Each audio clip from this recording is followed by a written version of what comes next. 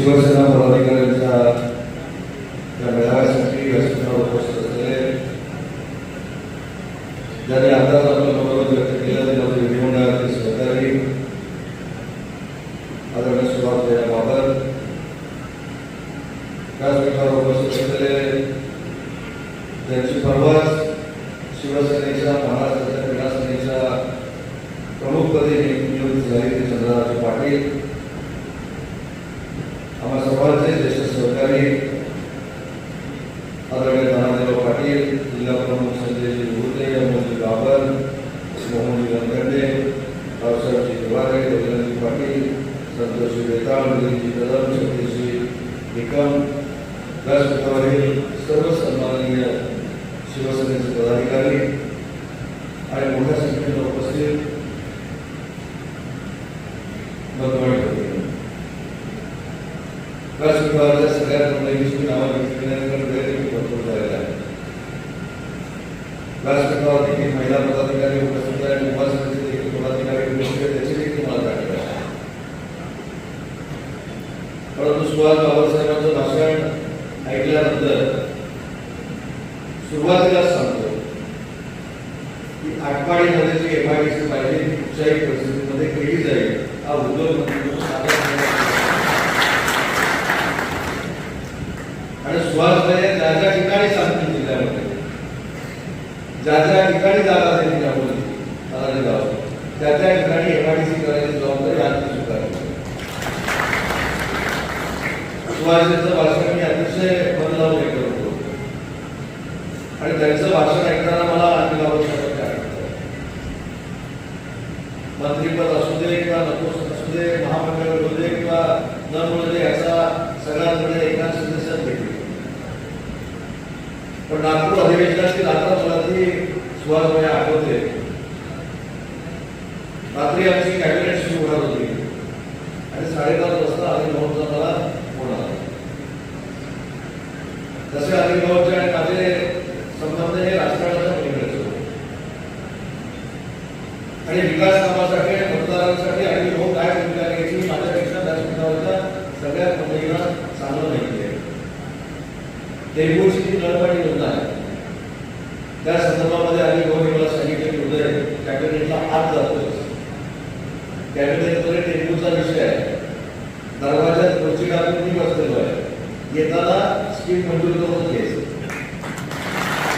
अनिल सांगत नाही आणि असा दुसरा फोन त्यांचा सगळ्यात दिसायचा मला. म्हणजे ज्यावेळी या पाणी पुरवठा योजनेचा विषय निघाला त्यावेळी मी आणि शंभूराजांनी अनिल भाऊंच्या आदरयुक्त भूमीमुळे शिंदे साहेबांनी गडकरींना असं सांगितलं की ही नळपाणी योजना मंजूर झाल्याशिवाय, ही पाणी पुरवठा योजना मंजूर झाल्याशिवाय आम्ही या सभागृहाच्या बाहेर जाऊ शकत नाही. का जाऊ शकत नाही फक्त सांगितलं आहे. पण तुम्हाला अजून एक आश्चर्याचा मी धक्का सांगतो की ज्यावेळी योजना मंजूर झाली आणि मी आणि शंभूराज जसे बाहेर आलो तरी अनिल भाऊंच्या हातामध्ये शाल होती आणि 2 फार मोठी फुगे होते. मला तानाजीराव असं वाटलं की हे मुख्यमंत्री आणि उपमुख्यमंत्री आहे. मी भाऊला असं वाटलं की भाऊ चला आपण देऊ. भाऊ म्हणेल नाही. ज्या 2 लोकांनी हा माझा मुद्दा कॅबिनेटमध्ये मांडला त्यांच्यासाठी मी सत्कार आलोय, त्यांचा सत्कार काय करायचं आणि अशी व्यक्ती आणि त्यांचा वारसा घेऊन सुहासभाई हे काम करतोय. मी अनिल भाऊला देखील सांगायचो, सुहासभाई तुम्हाला देखील अभिवृद्धीच्या समोर देखील सांगतो की देशामध्ये कुठेही गेलं, परदेशामध्ये कुठे गेलं तरी अनिल भाऊच्या आठवणी त्या दोन्ही बाबा कुटुंबियांच्या मुलाने जर परदेशामध्ये देखील तुमच्या गलाई मुलाला फोन करून सांगितला तरी ते आनंदाने आणि प्रेमाने आमचं स्वागत करायला येतात. याचा अर्थ बाबासाहेब तुम्ही जिल्ह्यामध्ये देखील मर्यादित नाही, तुम्ही आंतरराष्ट्रीय आहात. त्याच्यामुळे भविष्याचा सांगली जिल्हा त्या ज्येष्ठांच्या मार्गदर्शनाखाली, ज्येष्ठांच्या सहकार्यामुळे, त्यांच्या आशीर्वादाने तुमच्या नेतृत्वाखाली चालवा एक प्रामाणिक म्हणून, तुमचा मोठा भाऊ म्हणून माझी प्रामाणिकपणाची इच्छा आणि त्याच्यासाठी मुख्यमंत्र्यांकडे जावं लागेल, साहेबांकडे जावं लागेल, हे देखील तुम्हाला सोबत घेऊन जाण्याची माझी तयारी आहे. पण जसं तुम्ही म्हणता मतदारसंघासाठी काम करताय तसं तुम्ही जिल्ह्यासाठी देखील काम करावं ही प्रामाणिक इच्छा शिंदे साहेबांची डॉक्टर विकास शिंदे साहेबांची आहे. कारण तुमच्याकडनं अपेक्षा आहे. आणि ज्या पद्धतीनं तुम्ही SIRचा BLAचा इथं आढावा दिला, खरं तर मला इथे येऊन काय तुम्हाला मार्गदर्शन करण्याची आवश्यकताच नव्हती. परंतु माझ्यावर जबाबदारी दिली आहे की प्रत्येक विधानसभा मतदारसंघामधून BLAचा आढावा घ्यावा आणि म्हणून फक्त तुम्हाला तयार करायला निघत आलो. कारण तुमचं काम BLAचं 100% नाही तर जवळजवळ 170% गुण आहे. हे बघितल्यानंतर आणि ऐकल्यानंतर एक शिवसैनिक म्हणून आपण साहेबांचा विचार कशा पद्धतीने लोकांपर्यंत पोहोचवत आहे त्याची देखील माझ्यासारख्या कार्यकर्त्याला कल्पना आहे. आणि म्हणून कार्यकर्त्यांची ताकद, कार्यकर्त्यांचा आशीर्वाद आणि असे नेते की जे माझं अस्तित्व हे समोरच्यामुळे आहे. मी जो पण आमदार आहे, मी जो पण मोठा झालेलो आहे तो कार्यकर्त्यांमुळे झालेलो आहे हे सांगणारे लोकप्रतिनिधी कमी असताना आम्ही भाऊंचा वारसा तसा तुम्ही पुढे देत आहे हा सार्थ अभिमान माझ्यासारख्या कार्यकर्त्याला आहे. आणि भविष्यामध्ये देखील तुमच्या मतदारसंघाचे वरिष्ठ लोक, तरुण सहकारी, विद्यार्थ्यांसारख्या भगिनी या तुम्हाला ठेवा म्हणून जातील हा विश्वास माझ्यासारख्या कार्यकर्त्याला आहे. आणि म्हणून कार्यकर्त्याला देखील मला एक विनंती करायची आहे. उद्योग विभागाचं पाणी योजनेचं सुरुवात तुम्ही सांगितलं. उद्या तुम्ही अधिवेशनाला यायच्या अगोदर त्याच्या कार्यवाही झाली. उद्या अधिवेशनाला 11 वाजता माझ्या ऑफिसनं तुम्हाला कळवलं असेल की नळ पाणी योजनेच्या डिस्ट्रिब्युटसाठी माझे आदेश गेलेले आहेत आणि त्या कामाला सुरुवात झाली आहे. त्यामुळे अजिबात चिंता करू नका. ज्या पद्धतीनं माननीय साहेबांचा विश्वास तुमच्यावर आहे, तुमच्या सगळ्यांचा विश्वास साहेबांवर आहे, म्हणून आमची देखील जबाबदारी आहे साहेबांचे सहकारी म्हणून की तुमच्यासारख्या नेत्याला आहे त्याच्यापेक्षा दुप्पट ताकद दिली पाहिजे. मी भाषणात आता ऐकलं सुहास भैया की फक्त आमची ताकद पाहिजे, मंत्रीपद नको, महामंडळाचं पद देखील नको. मला तानाजी गावांनी मला सांगितलं याचं काय ऐकू नका. ते इथं ऐका, ह्या कानात ऐका, तो विभागात मला ऐकला होता म्हणजे विभागाला ऐका आणि डाव्या कानाला सोडून द्या. मी त्याच्यावर तानाजी गावाला सांगितलं की माननीय एकनाथ शिंदे साहेबांना काही सांगावं लागत नाही. ज्यावेळी योग्य वेळी ते सुहास बाबांना देखील प्रशासकीय न्याय माननीय एकनाथ शिंदे साहेबांकडे दिला जाईल त्याचा अर्थ तो मला अधिकार आहे का माननीय शिंदे साहेब ठरवतील. परंतु ज्या पद्धतीला सुहास भैया काम करतात किंवा सुहास भैयाच्या नेतृत्वाखाली सांगली जिल्ह्याचे सगळे आपले शिवसेनेचे पदाधिकारी काम करत आहेत. आज या जिल्ह्यातला जो पॉलिटिकल व्यापक आहे तो सुहास भैया आपण म्हणून काढू शकतो. आज मोहन मंत्र्यांचे संपर्क प्रमुख आहेत, आज काही तासगावचे लोक देखील प्रवेश करणार आहेत. मला व्यासपीठावरच्या पटेलामध्ये एकच विनंती करायची आहे, सगळ्यांना कार्यकर्त्यांची काय अपेक्षा असते की आम्ही तुमच्या मागे ठामपणानं ताकदीनं वाटेल ते करायला तयार आहोत. परंतु वर जर काही भांडणं असतील तर ते तुम्ही करू नका आणि त्याला आम्हाला भेटीला जाऊ नका. ही कार्यकर्त्यांची फक्त भूमिका असते ती आपण सगळ्यांनी काम केली पाहिजे. हे मी तुमच्या मतदारसंघाला सांगत नाही, पण महानगराचे सगळ्या पदाधिकारी आपण एकत्र बसलो पाहिजे. एकत्र बसून बघा सगळेच काय आमदार होणार नाही, सगळेच काय खासदार होणार नाही, सगळेच काय जिल्हा परिषदेचे अध्यक्ष होणार नाही. जे होणार त्यांना तिकीट मिळेल, जे निवडून येतील त्याच्यापैकी कोणते मिळतील. परंतु हे सगळं करताना आपल्याकडे एकजूट जी आहे ती कायमस्वरूपी जर आपण ठेवली तर सांगली काय महाराष्ट्राच्या कानाकोपऱ्यामध्ये एकच आवाज असेल आणि तो म्हणजे शिवसेना आणि एकनाथ शिंदे. ही जबाबदारी आपण स्वीकारली पाहिजे.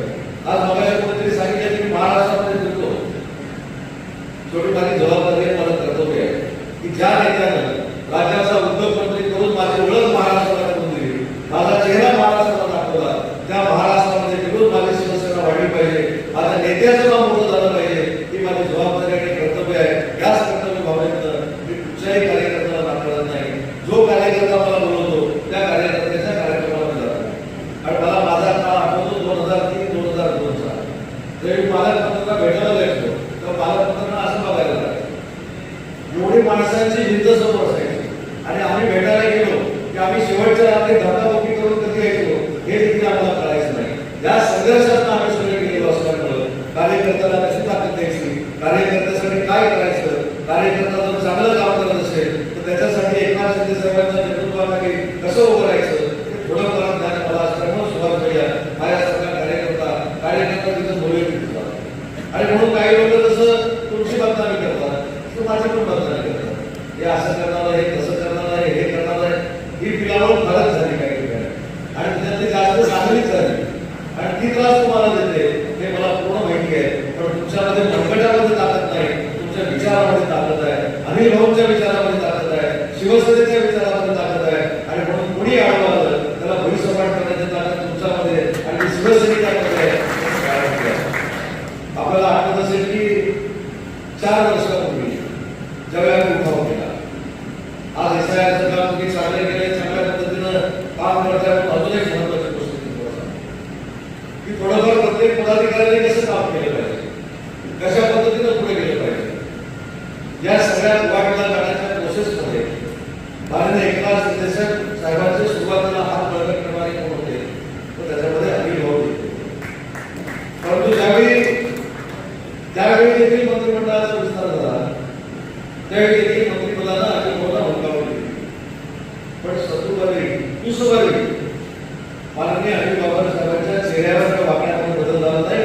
उलट त्यांनी स्वतः येऊन एकनाथ शिंदे साहेबांना सांगितलं, तुमच्या अडचणी मी समजू शकतो, तुम्ही कोणाला मंत्रिपद दिलं आहे महत्वाचं नाही, पण माझ्या शिवसेनेचा मंत्री झाला, माझ्या शिवसेनेचा मुख्यमंत्री झाला हे माझ्या दृष्टीनं महत्वाचं आहे. तर माझी पूर्ण ताकद ही तुमच्या सोबत आहे असे सांगणारे अनिल भाऊ होते. आणि हीच प्रक्रिया आपल्या प्रत्येक पदाधिकाऱ्याच्या मनामध्ये असायला पाहिजे. प्रत्येक पदाधिकाऱ्याने हेच ठरवलं पाहिजे की ज्या पद्धतीनं साहेब काम करतात, आम्ही सगळे सांगतो की साहेब 18 तास काम करतात, 20 तास काम करतात, आपण 1 तास 40 मिनिटं काम करूया किंवा आपण फक्त 2 तास काम करूया दिवसात. एवढं जरी ठरवलं तरी आपल्या शिवसेनेला मागे टाकेल असा पक्ष महाराष्ट्रात राहणार नाही.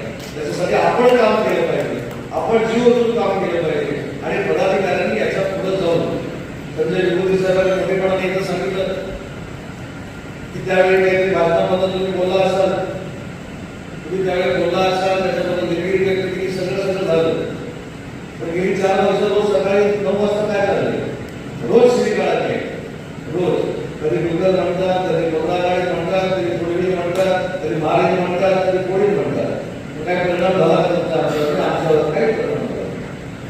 उलट आम्ही जर वरळीत गेलो 4 वर्षापूर्वी तर तुमचे कोंडळे काढून तुमच्या हातामध्ये देऊन तुमचे मर्डर वस्तू सांगायला होतं. आम्ही 4थ्या दिवशी वरळीत गेलो होतो, तरी आम्ही रोज एक लाख होते. वरळीत मर्डर होण्यापेक्षा, कोतळा काढण्यापेक्षा वरळीकरांनी हजारो लोकांनी उपस्थित राहून आमचं सगळ्यांचं स्वागत केलं होतं. हे एकनाथ शिंदे साहेब आहेत, हे लोकांना पोहोचले पाहिजे. त्याच्यामुळे कोण काय बोलतो याच्याकडे बघण्याची अजिबात आवश्यकता नाही. आणि काही लोकांना माझी नम्रतेनं महायुतीतल्या सगळ्या मंडळींना पदाधिकाऱ्यांना एक विनंती आहे की महायुती ही समन्वयाला चालली पाहिजे आणि त्या समन्वय समितीचा मी सदस्य आहे. मग कुठच्याही मतदारसंघामध्ये असू दे, सुहासबाईच्या मतदारसंघामध्ये असू दे, अन्य कोणाच्या मतदारसंघामध्ये असू दे, जतच्या मतदारसंघामध्ये असू दे किंवा जिल्ह्यातल्या कुठच्याही मतदारसंघामध्ये असू दे, असं जर कोणाला वाटत असेल की कोण तिथं हस्ताक्षर घेऊन करू शकत नाही तर त्याचा खरा विचार आहे. त्याच्यामुळे समन्वयाला आपण जर काम केलं, समन्वयाला आपण सगळ्यांनी एकत्र पुढे गेलो तर महायुतीला कोणालाही विनंती करावी लागणार नाही की तुम्ही मतदान आम्हाला करा. आम्ही सगळी लोक एकनाथ शिंदे साहेबांच्या नेतृत्वाखाली काम करतो, आम्हाला फक्त आदेश मान्य आहे. एकनाथ शिंदे साहेब सांगतील ते आम्ही करणारे कार्यकर्ते आहोत, ते आम्ही करणारे पदाधिकारी आहोत. पण अशी वेळ काय येते त्याचं देखील आत्मचिंतन आणि आत्मबंधन काही लोकांनी करण्याची गरज आहे. आज सुहासभाई प्रामाणिकपणे काम करत आहेत, आमचे दादाजी पाटील असतील, आपले सगळे नगराध्यक्ष असतील, सगळे प्रामाणिकपणे काम करत आहेत. पण मला कधी कधी वाटतं की राजकारणामध्ये नवीन काही प्रथा पडतात. प्रशासकीय काम थांबवायची, अधिकाऱ्यांवर दबाव आणायचा, एवढं चाललं नाही तर पोलिसांना सांगून केसेस दाखल करायच्या, हे काही योग्य नाही.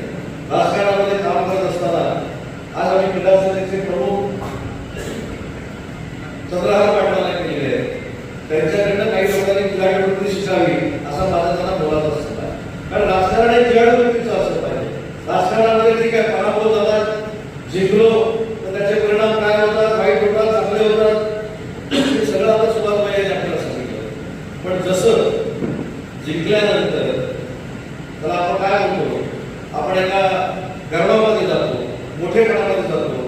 हे जाण्यापेक्षा आपण सर्वसामान्य लोकांमध्ये निवडून आलोय, सर्वसामान्य लोकांचा प्रतिनिधी आहे, ही जर भावना आपल्या सगळ्यांमध्ये असेल, समोरच्यामध्ये असेल, आमच्यामध्ये असेल तर कधीही कटुता याच्यामध्ये येणार नाही.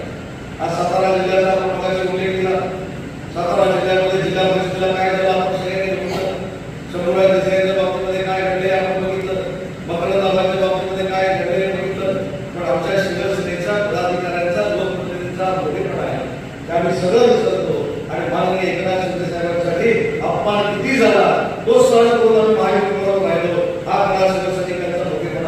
काही ठिकाणी समजून घेतलं पाहिजे. मध्ये मी सोलापूरला गेलो होतो, तुम्ही देखील होता त्या बैठकीला, मी तिथं देखील तिथल्या पालकमंत्र्यांना सांगितलं की आपण समन्वयाने काम केलं पाहिजे, आपण एकत्र राहून काम केलं पाहिजे आणि आपण एकत्र राहून जर काम केलं तर या महायुतीला टक्कर देण्याची ताकद महाविकास आघाडीमध्ये शिल्लकच राहिलेली नाही. पण आपल्या भांडणांमुळं, आपल्या समन्वय नसल्यामुळं आपण दुसऱ्याला ताकद देत असतो, विरोधकांना ताकद देत असतो. त्याचं भान प्रत्येकाला असलं पाहिजे आणि त्याची सुरुवात मी फक्त समोरच्याला सांगितलं नाही, तर त्याची सुरुवात मी माझ्याकडे केली पाहिजे असं सांग. आणि त्याच्यामुळे कार्यकर्त्यांना मला विनंती आहे, सरकारमध्ये आम्ही नक्की आहोत, पण अन्यायाच्या विरोधामध्ये आवाज उठू नये असं काही शिंदेसाहेबांनी आपल्याला मला सांगितलं नाही. उलट माझ्या जिल्ह्यातल्या तुम्हाला गोष्ट सांगतो की काही प्रकल्प माझ्याकडे येऊन आलेले आहेत.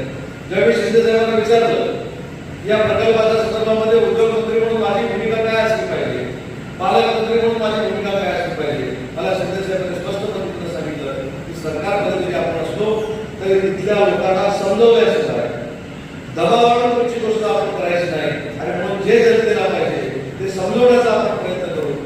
तिथल्या लोकांना तो प्रकल्प कळला असेल तर तो कळवण्याचा आपण प्रयत्न करू. अशा पद्धतीने सरकारची भूमिका, पालकमंत्री म्हणून भूमिका कशी असली पाहिजे हे सांगणारे आपले नेते आहेत. आणि यासाठी मला फक्त आपल्याला विनंती करायची आहे की खरा आता याचा टप्पा हा 30 तारखेपासून सुरू. आता आपण BLA घेतले, BLOचा आपण संपर्क केला, आपल्याला आहे त्याच्यापेक्षा दुप्पट आपण BLA केले, या सगळ्या गोष्टी मला मान्य आहे. पण आता खऱ्या अर्थानं जे सुहास भैयांनी फक्त त्यांच्या मतदारसंघामध्ये सांगितलं नाही, किंवा आता मला हे प्रत्येक मतदारसंघामध्ये सांगितलं पाहिजे की विसंगती असलेली जी लोक आहेत याच्यावर आपण तर कॉन्सन्ट्रेट केलं पाहिजे. ही जर आपली लोक असतील आणि जर डिलीट झाली तर त्याचा फार मोठा राजकारणामध्ये फटका आपल्याला बसू शकतो. त्याच्यामुळे अतिशय चांगल्या पद्धतीचं मार्गदर्शन सुहासजी करत असताना नुसतं तुमच्या पुरतं नाही, आम्हाला देखील कुठेतरी मार्गदर्शन केलेलं आहे की आता बाबा विसंगती असलेली जी मतं आहे ती जर आपली असतील तर ती तशीच ठेवण्याची जबाबदारी ही BLAची आहे. यासाठी देखील आपण सगळ्यांनी मिळून काम केलं पाहिजे. आणि शेवटी हा फक्त काय आमदारकीचा प्रश्न नाही किंवा हा काय फक्त खासदारकीचा प्रश्न नाही. भविष्यामध्ये 20 वर्षात येणाऱ्या ग्रामपंचायत, पंचायत समिती, जिल्हा परिषद या सगळ्या निवडणुकांवर याचा परिणाम होणार आहे. त्याच्यामुळे सगळ्या पदाधिकाऱ्यांना मला विनंती करायची आहे की अतिशय लक्ष देऊन, डोळ्यात तेल घालून हे पुढचं काम आपण करणं गरजेचं आहे आणि ते काम आपण अतिशय चांगल्या पद्धतीने करावं एवढीच विनंती या बैठकीच्या निमित्ताने आपल्याला करतो. आज कमी वेळामध्ये आपण सगळे जमला त्याबद्दल आपल्या सगळ्यांचे मनपूर्वक आभार मानतो. आणि आता भविष्यामध्ये कोल्हापूर रत्नागिरी रोड अतिशय चांगला झालेला आहे. त्याच्यामुळे रेल्वेनं जाता जास्तीत जास्त वेळा या मार्गे जाता येईल का याचा माझा प्रयत्न राहील. आणि त्याच्यासाठी प्रशासनातली लोक, मगाशी भैयाने सांगितलं तसं जिल्ह्यासाठी उल्लेख करतो, प्रशासकीय लोक नाहक आपल्या लोकांना जर त्रास देत असतील, नाहक आपल्या लोकांना कचड्यात पकडण्याचा प्रयत्न करत असतील, नाहक शिवसेना वाढवण्यापासून रोखत असतील तर त्याचं देखील चांगलं इंजेक्शन माझ्याकडे आहे. मी त्याची अजिबात चिंता करू नका.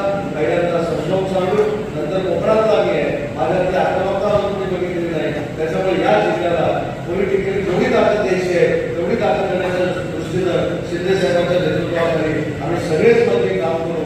थोड्याच पदाधिकाऱ्यांमध्ये जो आपण मोठ्या संख्येने जमला याबद्दल आपल्या सगळ्यांचे आभार मानतो आणि माझं मनोगत संपवतो. जय